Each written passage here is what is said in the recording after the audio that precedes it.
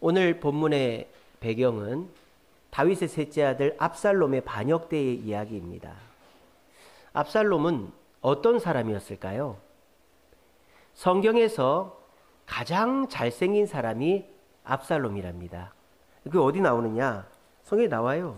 사무엘하 14장 25절에 보면 이렇게 되어 있습니다. 온 이스라엘 가운데에서 압살롬같이 아름다움으로 크게 칭찬받는 자가 없었다 그랬어요. 성경에서 이렇게 남자를 대놓고 아름답다라고 말하는 사람 한 명도 없습니다. 압살롬밖에 없어요. 그러니까 성경에 나오는 인물 중에 가장 아름다운 사람, 잘생긴 사람이 압살롬이에요. 압살롬은 얼굴만 잘생겼느냐? 패기가, 용기가 있었어요.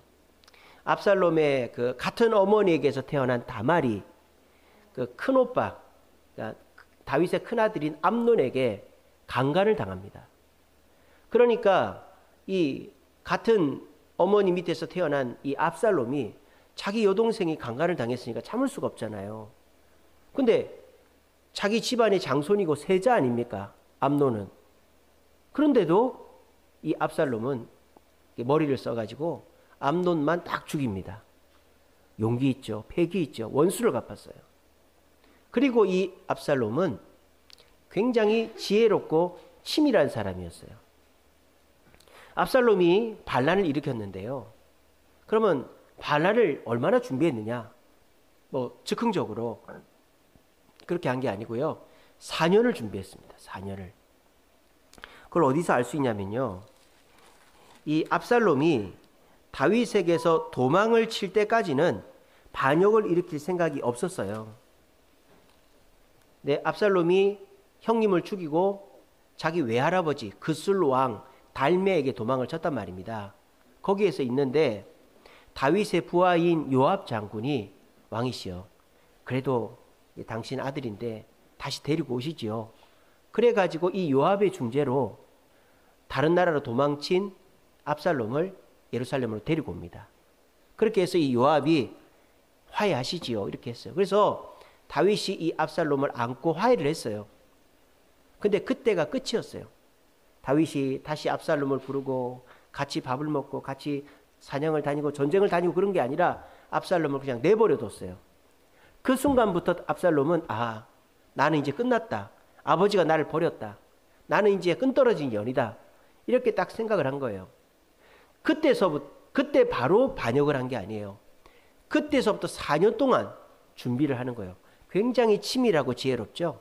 그래서 15장 7절에 보면 4년 만에 압살롬이 반역을 일으켰어요. 그러면 4년 동안 뭘 했느냐? 재판을 압살롬이 직접 해가지고 백성들의 재판을 이 억울함을 해소해 줬어요. 그래서 뭘 얻었느냐? 민심을 얻었어요. 민심을. 4년 동안의 민심을 얻어가지고 이제 됐다 싶으니까 압살롬이 아버지 다윗에게 가서 아버지, 제가 헤브론에 좀 가 있겠습니다. 그렇게 얘기한 거예요. 자, 다윗은 예루살렘에 있는 시온성, 다윗성에 머물고 있지 않습니까? 그래서 아버지, 저는 우리 조상들이 대대로 아브라함 때부터 머물렀던 헤브론에 가 있겠습니다. 지난주 막벨라굴 설교했듯이. 그래가지고 그래라 그랬어요. 그때까지 다윗은 압살롬이 헤브론 가서 반역을 일으킬 거랑 꿈에도 생각을 못했어요. 근데 헤브론 가서 사람들을 모아서 반역을 일으킨 거예요. 이처럼 압살롬은 사람 자체가 훌륭하고 대단한 사람이었어요. 압살롬 자체가 잘생기고 패기 있고 똑똑하고 치밀하고.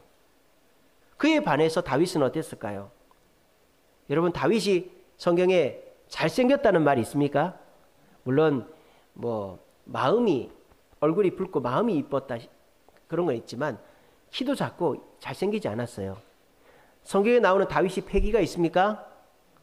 물론 골리앗 죽일 때만 있었지만 도망만 다녔죠. 다윗은 패기가 없었어요. 원수를 갖고 그런 거 없었어요. 다윗이 지혜롭고 치밀했습니까? 그러지도 않았어요. 다윗은 지혜롭고 치밀하지도 않았어요. 그런데 다윗이 어떻게 골리앗을 물리치고 사울의 장군이 되고 10년 동안 도망치다 살고 왕이 됐을까요?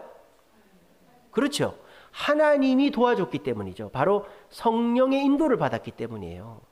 성령께서 골리앗을 물리치라고 해서 물리쳤더니 용기 있게 골리앗을 물리쳤고, 성령께서 도망을 이리 다니고 저리 다니라고 해서 지혜롭게 도망을 다녔고, 성령께서 용기 있게 나라를 선포하라고 해서 나라를 선포한 거예요. 다윗은 압살롬하고는 다르게 외모도 패기도 치밀함도 없었던 사람이지만 성령의 인도함을 따라서 그것을 상쇄시키고 버텨낼 수가 있었던 거예요. 근데 오늘 본문에 나오는 다윗은 예전과는 너무 다릅니다. 압살롬의 반역을 눈치도 못 채고 그냥 도망치기 바쁜 거예요. 다윗이 왜 이렇게 변했을까요? 그 전까지는 사울이 잡으러 올 것 같으니까 다른 데로 도망치고 숨어 있다가 옷자락만 베고 그렇게 해서 하나님의 성령의 인도를 따라서 지혜롭게 잘 처신했는데, 아니 다윗이 왜 압살롬의 반역을 눈치도 못 채고 급하게 도망을 쳤을까요? 감이 떨어졌기 때문이죠. 감이 떨어졌어요. 어떤 감이 떨어졌느냐? 성령의 영감이 떨어진 거예요. 성령의 영감이 떨어지니까, 성령의 인도를 못 받으니까 이런 실수를 하는 거죠. 자, 그러면 다윗은 언제적부터 성령의 영감이 떨어졌을까요? 그렇죠. 다 아시죠? 밧세바를 범하고 우리아를 죽였을 때, 그때 성령의 영감이 딱 떨어진 거예요. 하나님 앞에서 대놓고 죄인 줄 알면서 죄를 지었잖아요. 간음죄와 살인죄를 지었잖아요. 그때서부터 성령의 영감이 떨어지고 이제는 성령의 인도함을 받아서 패기 있고 용기 있고 지혜롭게 행동하는 것이 예전만 하지를 못한 거예요. 아예 없는 건 아니지만. 그래서 다윗은 급하게 도망을 칠 수밖에 없었다라는 거예요. 압살롬이라는 다윗의 셋째 아들은 사람 자체가 훌륭했지만 다윗은 사람 자체가 부족했어요. 준비도 안 했어요. 도망을 치고 있어요. 자, 그런데요, 여러분 다 아시죠? 압살롬과 다윗의 전쟁에서 누가 이겼습니까? 모르세요? 압살롬과 다윗의 전쟁에서 누가 이겼어요? 모르십니까? 몰라요? 진짜? 다윗이 이겼잖아요. 아이고, 모르세요? 압살롬이 나귀를 타고 가다가 머리가 너무 많아가지고 머리숱이 나무에 걸려서 대롱대롱 매달린 걸 요압이 창으로 찔러 죽였잖아요. 제가 설교를 잘못했나 보네요. 여러분들이 다 모르고 계시네. 그래서 압살롬이 반역을 성공했으면 압살롬이 왕이 돼야지 솔로몬이 왕이 되면 안 되잖아요. 오늘 아직 졸음이 덜 깨셨나? 압살롬이 졌어요. 다윗이 이겼단 말이에요. 다윗이. 아니 이상하지 않습니까? 압살롬은 젊고 패기 있고 지혜로웠는데 다윗은 감 떨어지고 이제는 준비도 안 했는데 어떻게 압살롬이 지고 다윗이 이길 수 있었을까요? 그것은 다윗은 도와주는 사람이 있었기 때문이에요. 다윗 자체는 부족하지만 다윗을 도와주는 사람이 있었어요. 그 사람이 누구냐? 오늘 성경에 나오는 세 사람이에요. 이 세 사람이 다윗을 도와줬어요. 자, 27절에 보시면 다윗이 마하나임에 이르렀을 때 첫째는 암몬 족속에 속한 랍바 사람 나하스의 아들 소비와 그리고 로데발 사람 암미엘의 아들 마길과 로굴림 길르앗 사람 바르실레가 있었어요. 이 세 사람이 다윗을 도와준 거예요. 지금 다윗은 급하게 도망치느라고 아무 준비 없이 요단강을 넘은 거예요. 그래서 들판에 아무 먹을 것도 입을 것도 뭐 아무것도 없이 그냥 몸만 와 있는 거예요. 근데 어느 날 갑자기 이 세 사람이 물건을 가득히 싣고 다윗과 그의 부하들 가족들에게 찾아온 거예요. 이 사람들은 뭘 갖고 왔느냐? 28절에 보시면 침상과 대야와 질그릇을 갖고 왔다 그랬어요. 침상은 뭡니까? 누워 자야 되니까 땅바닥에 잘 수가 없잖아요. 침상을 여러 개를 갖고 왔어요. 대야를 갖고 왔대요. 대야는 큰 그릇이죠. 음식도 해야 되고 또 뭐 손도 씻어야 되고 이제 그릇을 큰 그릇을 갖고 왔어요. 그리고 작은 그릇, 질그릇, 음식을 나눠 먹는 질그릇을 갖고 온 거예요. 침상, 대야, 질그릇은 뭡니까? 생활용품이죠. 생활용품. 그러니까 이 사람들이 얼마나 급하게 나왔으면 아무것도 없겠지 하고는 생활용품을 딱 챙겨온 거예요. 그리고 또 뭘 챙겨왔는지 봅시다. 밀과 보리와 밀가루와 볶은 곡식과 콩과 팥과 볶은 녹두와 이런 걸 갖고 왔어요. 이건 뭐예요? 음식이죠. 그러니까 기본적으로 필요한 음식들이죠. 그러니까 먹을 것이 없는 걸 알고 음식을 갖고 온 거예요. 근데 여기서 특징적인 건 뭡니까? 볶은 곡식과 볶은 녹두가 있어요. 자, 이 볶은 곡식과 볶은 녹두는 어떤 거죠? 조리하지 않고 바로 먹을 수 있는 거예요.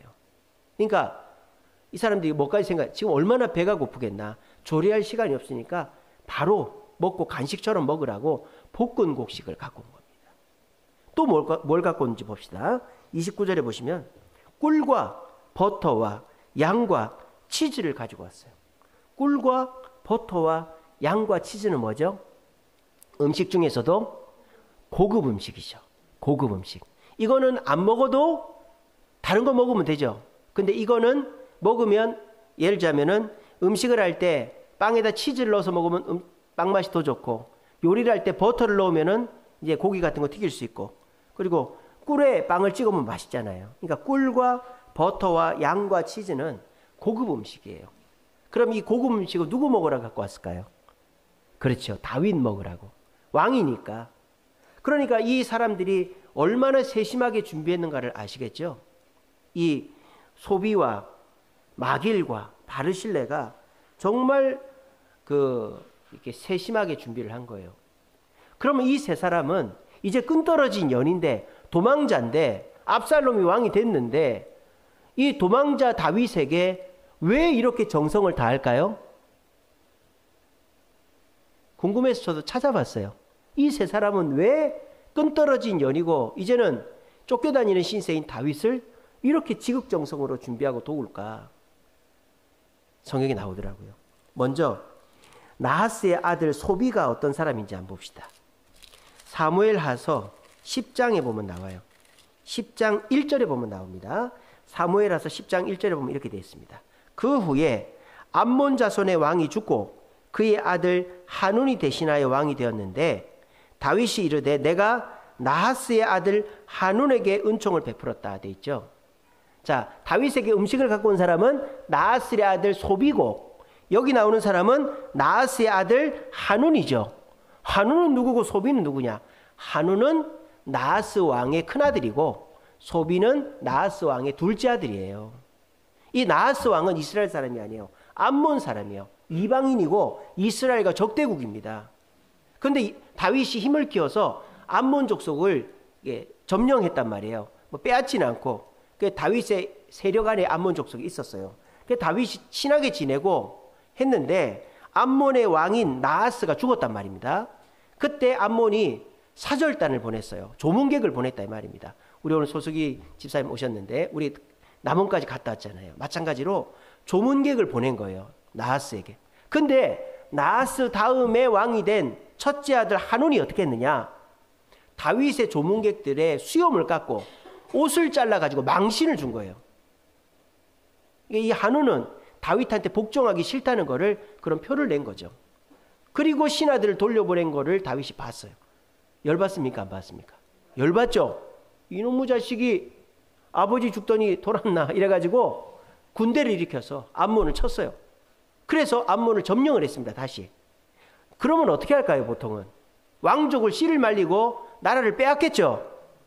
근데 다윗이 그렇게 하지 않았어요. 다윗이 이제 나하스 다음에 왕이 된 암몬의 왕 한운만 죽이고 그의 둘째 아들인 소비를 왕으로 세워놓고 그냥 빠져나옵니다. 자, 소비 입장에서는 고마워요, 안 고마워요? 어마어마하게 고맙죠. 자기도 죽을 줄 알았거든요. 근데 이 다윗이 그 자기 신하들에게 망신을 준 그 왕만 딱 죽이고 나라나 그 왕족이나 모든 것을 그대로 놓고 나온 거예요. 그러니까 이 소비는 감동을 한 거죠. 야, 저 다윗 왕이 보통 사람이 아니구나. 저 사람이 참 훌륭한 사람이다.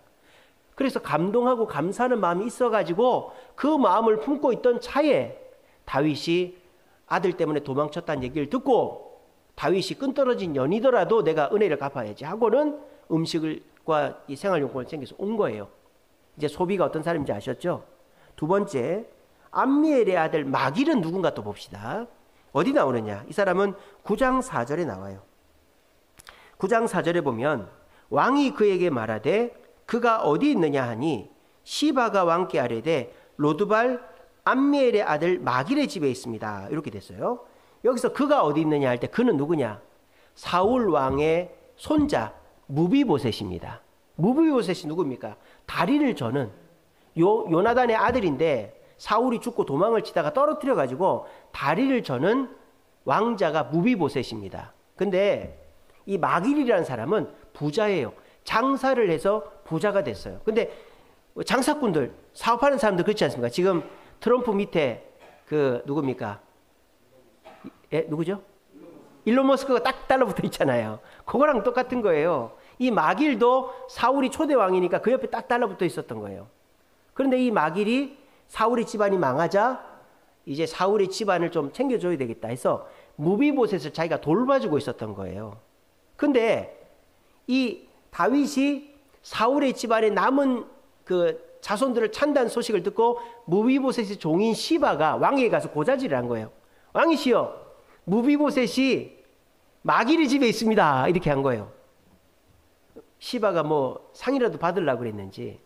그랬는데 다윗이 어떻게 합니까? 무비보셋을 찾아 죽이지 않고 집으로 데려가서 왕자 대접을 해주는 거예요. 자, 다윗의 부하들이 그 장사꾼 부자 마길의 집에 도착했을 때 마길을 어떤 생각했을까요? 아하, 내가 끝났다. 내가 이미 쫓겨난 왕의 집안의 자식을 살려주었기 때문에 나는 이제 저 자식과 함께 죽겠구나. 내 사업 망했다. 이렇게 생각했겠죠. 근데 아까 소비에게 했듯이 그냥 무비보셋만 딱 데리고 갑니다. 그리고 나중에 들어보니까 무비보셋을 뭐 죽이거나 그러지 않고 왕자의 신분을 회복하고 왕의 식탁에서 밥을 먹게 해준다는 소식을 듣고는 이 마길이 뭘 한 거예요? 감동을 한 거죠. 원수를 사랑하는 다윗왕, 약자를 돌보는 다윗왕을 존경하게 된 거예요. 그 마음을 갖고 있던 차에 다윗이 아들의 반란을 피해 도망갔다는 소식을 듣고 이 마길이 먹을 걸 싸들고 침상을 싸들고 온 거예요. 자, 이제 마길 해결됐죠. 마지막입니다. 바르실레는 또 누굴까요? 그것도 나와요. 사무엘하 8장 2절에 나옵니다. 8장 2절에 보면 다윗이 또 모압을 쳐서 그들로 땅에 엎드리게 하고 줄로 재어 그 둘 줄 길이의 사람은 죽이고 한 줄 길이의 사람은 살리니 모압 사람들이 다윗의 종들이 되어 조공을 드린다. 이렇게 되어 있습니다. 목사님 여기에는 바르실레는 안 나오는데요. 안 나오죠. 근데 요것 때문에 바르실레가 다윗을 좋아하게 됐어요. 왜냐?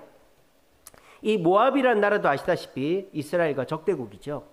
근데 그 모압이란 나라 바로 위쪽에 이스라엘 사람 길르앗 동네가 있었어요. 길르앗이라는 동네가 있었어요. 근데 이 바르실레는 요단강 동쪽 길르앗에 사는 목축업자였어요. 목축업, 양, 소, 낙타, 나귀 이런 거를 많이 갖고 있는 부자였습니다. 근데 이 모압 사람들이 시도 때도 없이 쳐들어와 가지고 바르실레의 그 가축들을 훔쳐가는 거예요. 종들을 죽이는 거예요. 그러니까 바르실레가 평소에 피해가 이만저만하지 않은 거예요. 그랬는데 이 다윗이 모압과의 전투에서 이겼는데 어떻게 했느냐? 오늘 성경에 보니까 두 줄 길이의 사람은 죽이고 한 줄 길이의 사람은 살렸다. 이 말을 잘못 이해하시는 분들은 두 줄 길이를 사람의 키로 생각을 해요. 두 줄 길이의 사람을 살렸다. 죽였다. 그러니까 모압 군대 중에 키가 큰 사람은 죽이고 키가 작은 사람을 살렸다. 이렇게 이해하는데 그게 아닙니다. 그렇게 오해하지 말라고 각줄을 달아놨죠. 여러분들 성경에도 있을 거예요. 8장 2절 그 두 줄 앞에 3이라고 써있고 밑에 보면 뭐라고 되어 있습니까? 3분의 2는 죽이고 3분의 1은 살렸다. 이렇게 되어 있습니다. 이게 무슨 말이냐? 모압 군대를 쉽게 말하면 세 줄로 세웠다 이 말이에요. 세 줄로 세워가지고 3분의 2의 모압 군대는 죽이고 3분의 1만 살려놨다 이 말이에요. 모압이란 나라를 완전히 멸망시키진 않고 반만 죽여놨다 이 말이에요. 그러고 갔어요. 조공을 받았어요. 그래서 이 모압이 이제는 다른 데 침범하고 전쟁할 수 없이 그냥 자기 보호하기도 급급하게 만들어 놓은 거예요. 그러니까 길르앗 사람 바르실레의 양이나 소나 이 가축들이 피해를 안 당하게 된 거죠. 그 소식을, 그 얘기를 들은 그 바르실레가 너무 고마운 거죠. 아, 저 다윗이 저렇게 해주어서 뭐 알고 그랬는지 모르고 그랬는지 모르겠지만은 다윗 덕분에 우리 가축이 보호받게 됐구나. 고마워하는 마음이 있는 중에 다윗이 압살롬을 피해 도망갔다는 소식을 듣고 음식을 싸들고 오게 된 것입니다. 여러분 보십시오. 지금 다윗을 도와준 그 소비, 마길, 바르실레는 이스라엘 사람이, 소비는 이스라엘 사람이 아니고 평소에 다윗과 별 관련이 없는 사람들입니다. 왕궁 사람들도 아니고요. 근데 이 세 사람이 다윗을 지금 도와주고 있단 말입니다. 그것은 왜일까요? 다윗이 먼저 이 세 사람을 도와줬기 때문이죠. 근데 여러분들도 누군가를 도와주지 않습니까?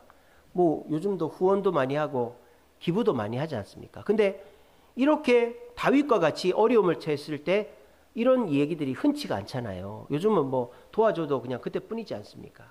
근데 어떻게 다윗이 도와주었는데 이런 위기의 순간에 도움을 받을 수 있었을까? 세 가지 공통점이 있습니다. 이 소비와 마길과 바르실레를 도운 그것에는 세 가지 공통점이 있어요. 첫째는요, 평소에 도왔다는 거예요. 평소에. 다윗이 무슨 특별한 날, 자기를 과시하기 위해서, 내 생일이니까, 우리나라 기념일이니까 뭐 국식 하사한다, 뭐 무기 하사한다, 이게 아니에요. 다윗은 평소에 내가 뭐 너희 나라에 관련이 있을 때, 내가 뭐 할 때 평소에 도와준 거예요. 이것은 다윗의 일상이고 인격이었다는 걸 알 수 있죠. 다윗은 누군가를 도와주는 것이 일상이고 인격이었다는 걸 알 수 있는 거예요. 다윗은 평소에 도와줬어요. 두 번째 공통점은 뭡니까? 특별하지 않은 것이죠. 뭐 여기서 돈을 쓰거나 물건을 쓰거나 음식을 쓰거나 무기를 쓰지 않았죠. 소비에게는 그냥 왕위를 물려주었고, 뭐 다윗이 돈을 준 것도 아니에요. 또 마길에게는 아무것도 안 줬죠. 무비보셋만 데리고 왔죠. 또 바르실레에게도 아무것도 안 줬죠. 그냥 그 모압 군대만 물리쳐 줬을 뿐이에요. 그러니까 뭔가를 대단한 거, 특별한 거를 주지 않고 그냥 내가 할 수 있는 거를 준 거예요. 그리고 가장 결정적인 것은 대가를 바라지 않았다는 거예요. 다윗이 소비를 도와주고 내가 너한테 왕좌 줬으니까 너 나한테 얼마 바쳐. 그러지 않았습니다. 마길한테 무비보셋 내가 이제 돌봐줄 테니까 나한테 바쳐. 그러지 않았습니다. 바르실레에게 내가 너 해코지 않은 사람들 죽였으니까 돈 줘. 그러지 않았어요. 아무 대가를 바라지 않았어요. 이렇게 평소에 그냥 특별하지 않은 것으로 대가를 바라지 않고 도와주니까 다윗의 위기의 순간에 이런 큰 도움으로 다윗이 자기보다 훨씬 젊고 패기 있고 지혜로운 압살롬을 이길 수가 있었다는 것입니다. 오늘 자리에 계신 분들도 우리가 남을 돕는 것이 요즘은 참 어렵죠. 왜? 내가 너무 어려우니까. 근데요, 제가 전에도 한번 말씀드렸죠. 전 세계에서 기부를 제일 많이 하는 나라에 선정되는 나라가 어느 나라냐? 미국이 아닙니다. 미얀마예요.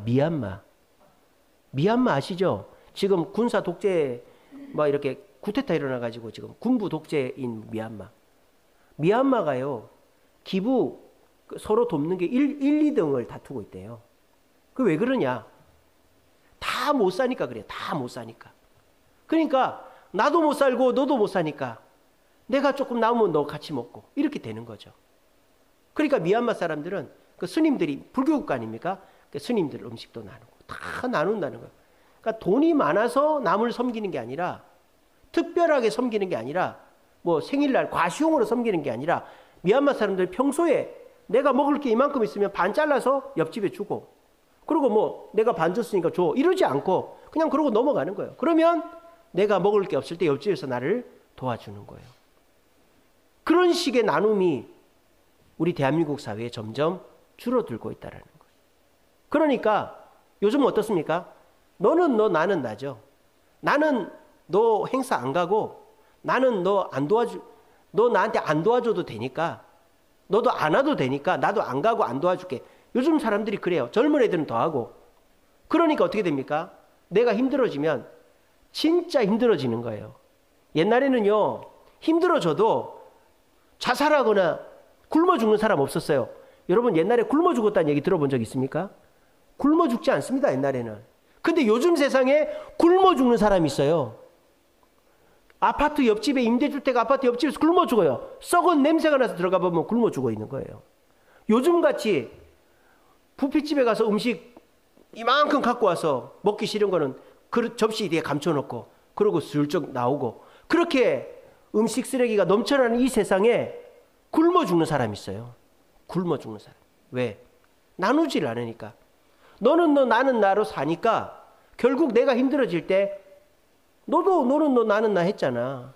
그러니까 아무도 안 도와주는 거예요. 그러면 우리는 피난처가 없는 것이 되는 겁니다. 압살롬은 요즘 젊은 사람들처럼, 요즘 현대인들처럼 너는 너 나는 나 했던 거죠. 내가 능력 있고 내가 똑똑하고 내가 힘 있으니까 내가 다 할 수 있지 뭐, 그렇게 생각한 거예요. 근데 다윗 자체가 그렇게 훌륭한 사람이 아니었기 때문에, 하나님을 의지했고 사람들을 도와줬기 때문에 자기가 위기의 순간에 도움을 받을 수가 있었던 것입니다. 여러분, 오히려 우리가 조금 부족하고 조금 덜 갖고 조금 힘든 것이 오래 살고 버티는 길입니다. 부러져요. 돈 많고 권력 있고 인기 있고 대단한 사람은 조금만 어려워지면 부러집니다. 자살합니다. 인생이 끝나버려요. 근데 저와 여러분들처럼 그냥 그렇게 대단하지 않고 어렵지만 겨우겨우 버텨가는 사람들끼리 모여있으면 우리는 부러지지 않아요.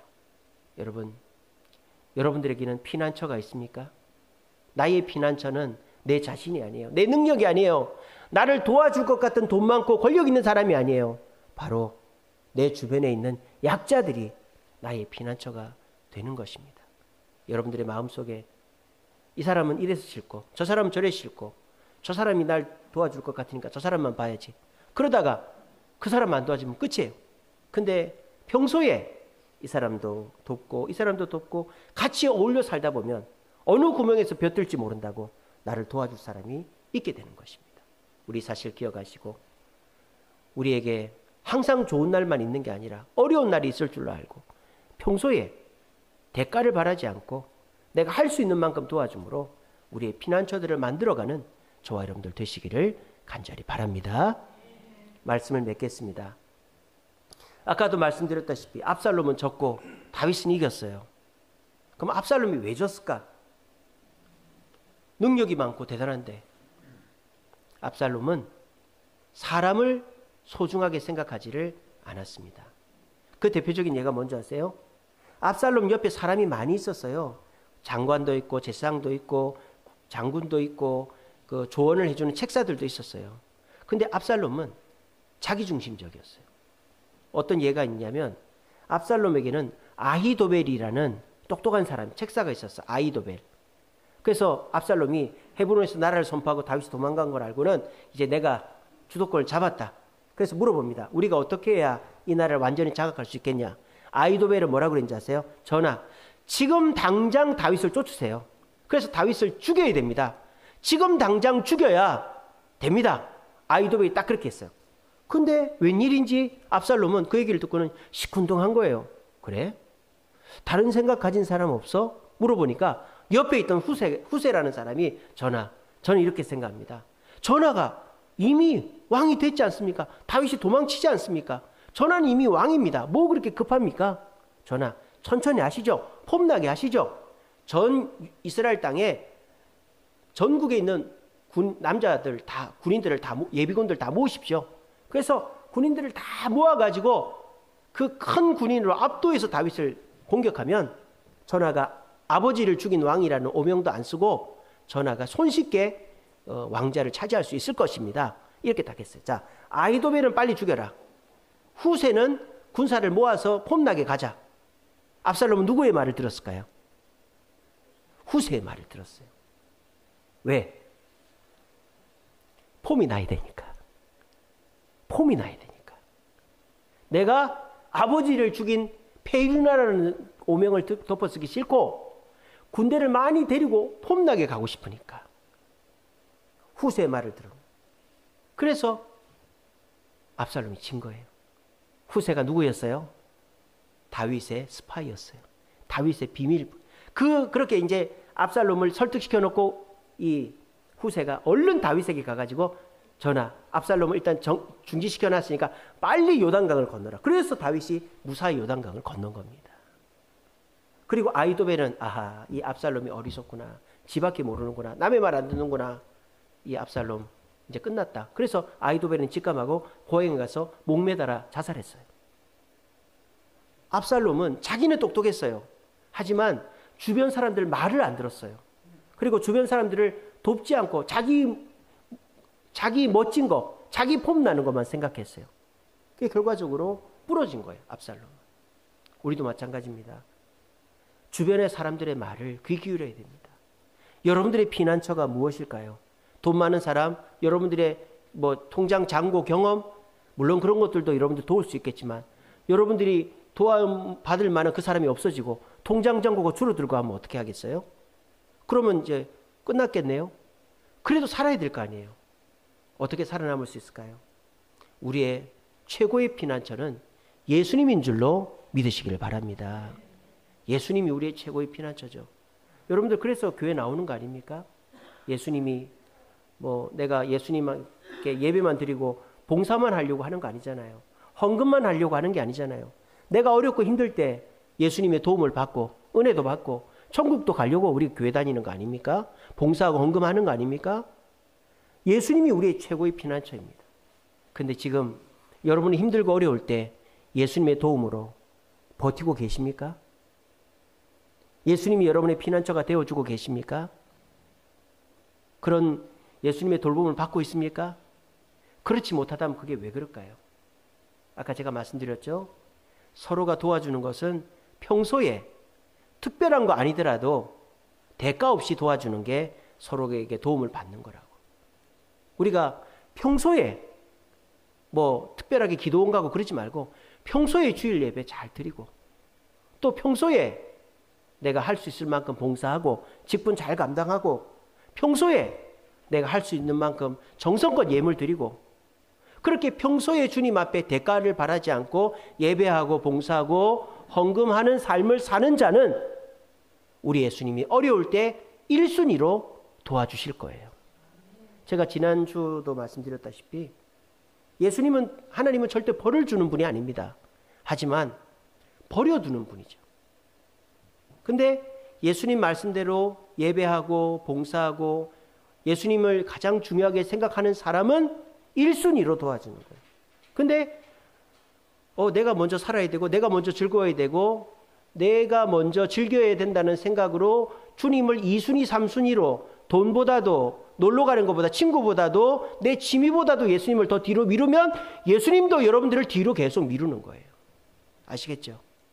그러니까 여러분들이 평소에 예배생활 또 직분 감당하고 헌금생활 성실하게 하시면 여러분들의 어려움에 닥쳤을 때 여러분들도 생각지 못한 도움과 위로를 받게 될 거예요. 그 누가 보내주는 거겠어요? 예수님이 보내주는 거예요.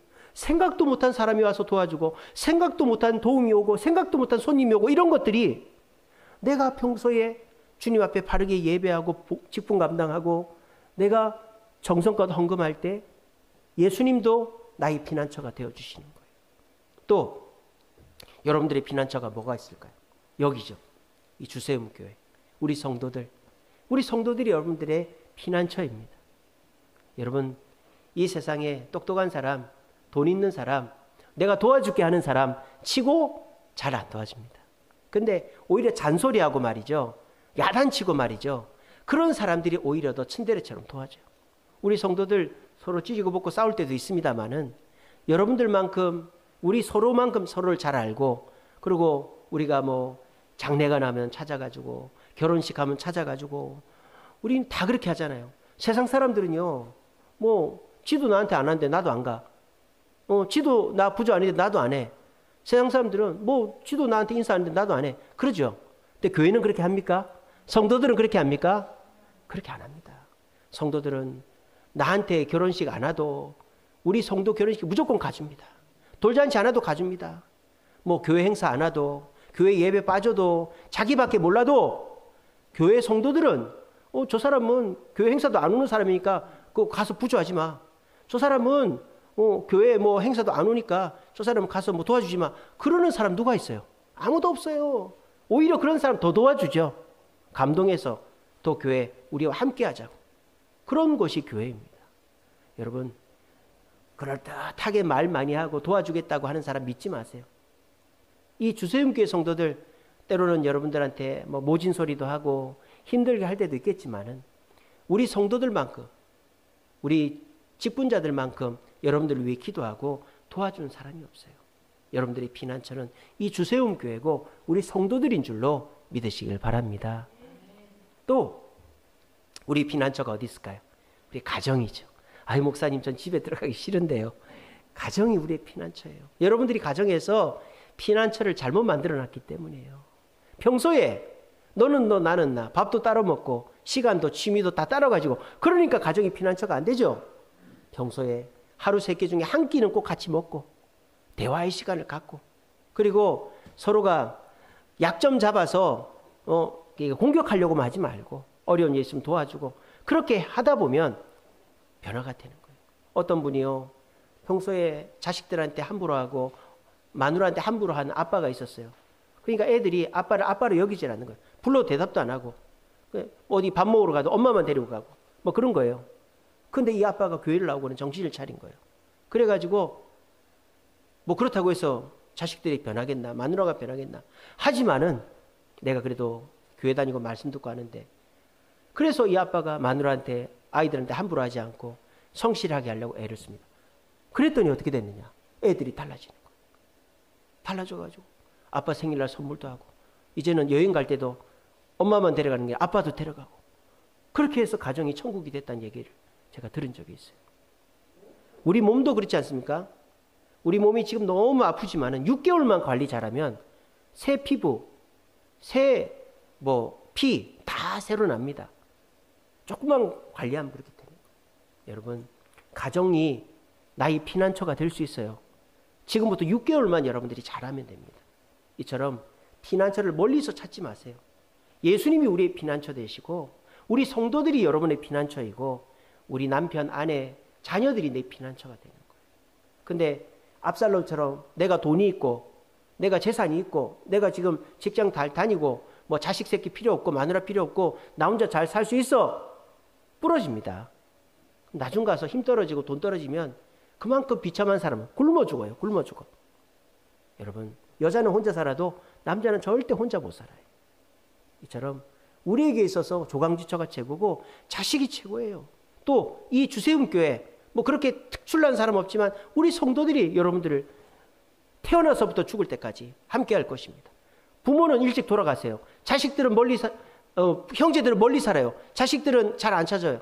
하지만 성도들은 여러분 어느 순간에도 함께하고 돌아가시는 그날까지 우리 주세움교회는 함께합니다. 그리고 우리 예수님은요, 여러분들이 뭐 실수하고 죄짓고 해도 절대 버리지 않아요. 이 사실 굳게 믿으시고 내가 잘났다고 사람을 무시하고 예수님 무시하고 살지 마시고 다윗처럼 부족하고 연약하지만 평소에 할 수 있는 만큼 대가를 바라지 않고 남을 도와주고 예수님 말씀에 순종하심으로 어려울 때 피난처들을 여러 곳에 만들어 두시는 저와 여러분들 되시기를 간절히 바랍니다.